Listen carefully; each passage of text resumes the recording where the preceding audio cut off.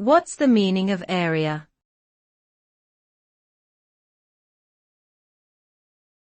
Area.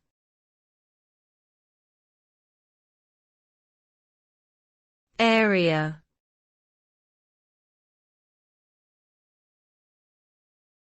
Area.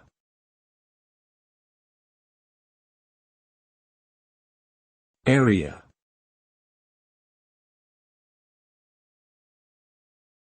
In general, area refers to the extent or measurement of a surface. It is commonly used to describe the amount of space inside a two-dimensional shape, such as a rectangle or circle. The formula for calculating the area of such shapes depends on their specific properties and varies accordingly.